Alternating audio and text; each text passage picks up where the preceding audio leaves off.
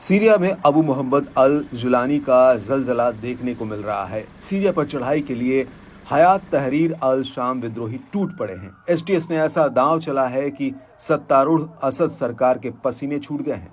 Syria के दूसरे सबसे बड़े शहर अलेप्पो में विद्रोहियों की आंधी ने सत्ता पर काबिज असद गुट को खदेड़ दिया है। खास बात यह है कि साल 2016 में ही असद सरकार ने विद्रोहियों से इस इलाके को अपने कब्जे में ले लिया था। इससे ईरान के साथ साथ रूस की भी टेंशन बढ़ गई है। सीरिया को फिर से कब्जाने के लिए विद्रोही गुट को पर्दे के पीछे से अमेरिका और तुर्की का पूरा समर्थन मिल रहा है।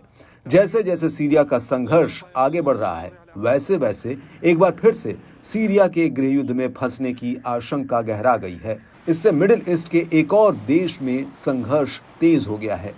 इसमें रूस की एंट्री ने भी तनाव को भड़काने का काम किया है। रूसी सेना ने बशर अल असद की खोई जमीन को वापस लाने के लिए एचटीएस पर हवाई हमले किए। इस बीच एक खबर ने पूरी दुनिया का ध्यान फिर से मिडिल ईस्ट पर ला दिया है।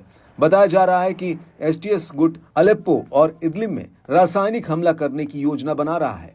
इसके लिए लड़ाकों ने तैयारी भी तेज कर दी है। रूसी न्यूज एजेंसी RIA नोवोस्ती ने सूत्रों के हवाले से दावा किया कि एसटीएस ने जहरीली गैसों से भरे कई सिलेंडर्स को दक्षिणी इदलिब के गांवों और पश्चिमी अलेप्पो के इलाकों में ट्रांसफर भी कर दिया है।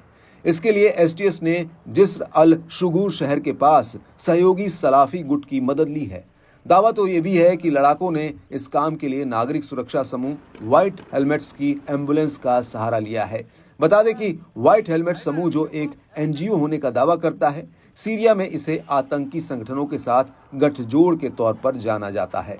अगर विद्रोहियों ने अपने हमलों में रासायनिक हथियारों का इस्तेमाल वाकई किया तो सीरिया में खुला नया मोर्चा भीषण हो सकता है।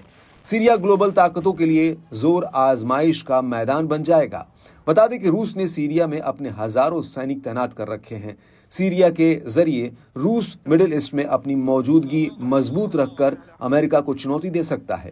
रिपोर्ट की माने तो सीरिया में विद्रोही गुट पहले भी ऐसे खतरनाक कदम उठा चुके हैं। इस दौरान आम सीरियाई जनता पर रासायनिक हमले किए गए हैं। बाद में सारा ठीकरा सत्ता पर काबिज बशर अल असद पर फोड़ा है।